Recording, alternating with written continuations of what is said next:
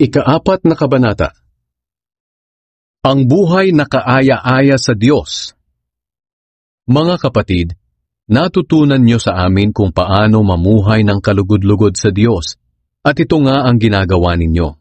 Hinihiling namin ngayon sa pangalan ng Panginoong Hesus na lalo niyo pa sana itong pag-ibayuhin. Sapagkat alam naman ninyo ang mga utos ng Panginoong Hesus na ibinigay namin sa inyo. Nais ng Diyos na maging banal kayo, kaya lumayo kayo sa sexual na imoralidad.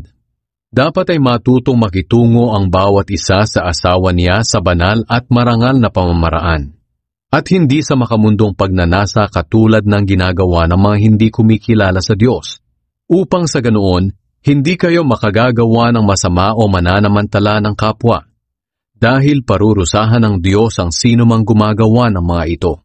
Tulad ng sinabi at pinaalala namin sa inyo noon pa, tinawag tayo ng Diyos para mamuhay sa kabanalan, hindi sa kahalayan.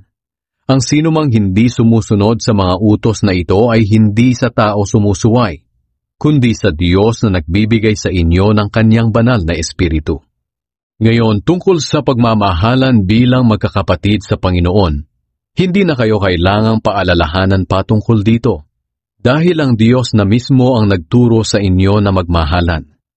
At ito nga ang ginagawa niyo sa lahat ng kapatid sa Macedonia. Ganoon pa man, hinihiling namin na lalo pa ninyong pag-ibayuhin ang pag-ibig ninyo. Sikapin ninyong mamuhay ng mapayapa, at huwag kayong makikialam sa buhay ng iba. Magtrabaho ang bawat isa para sa ikabubuhay niya, tulad ng ibinilin namin sa inyo. Nang sa ganoon, hindi nyo na kailangang umasa sa iba, at igagalang kayo ng mga hindi mananampalataya. Ang pagbabalik ng Panginoon. Mga kapatid, gusto naming malaman niyo ang katotohanan tungkol sa mga namatay na, para hindi kayo magdalamhati gaya ng iba na walang pag-asa. Naniniwala tayong si Jesus ay namatay at muling nabuhay. Kaya naman naniniwala tayong bubuhayin din ng Diyos ang mga sumasampalataya kay Jesus at isasama niya kay Jesus. Sinasabi namin sa inyo ang mismong turo ng Panginoon. Tayong mga buhay pa pagbalik ng Panginoon ay hindi mauuna sa mga namatay na. Sa araw na iyon, ang Panginoon mismo ang bababa mula sa langit, kasabay ng malakas na utos. Maririnig ang pagtawag ng punong anghel at ang pagtunog ng trumpeta ng Diyos.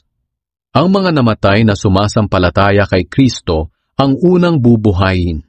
Pagkatapos, ang mga buhay pa sa atin sa araw na iyon ay kasama nilang dadalhin sa mga ulap para salubungin ang Panginoon sa himpapawid. At makakasama na natin ang Panginoon magpakailanman. Kaya nga mga kapatid, pasiglahin ninyo ang isa't isa sa pamamagitan ng mga aral na ito.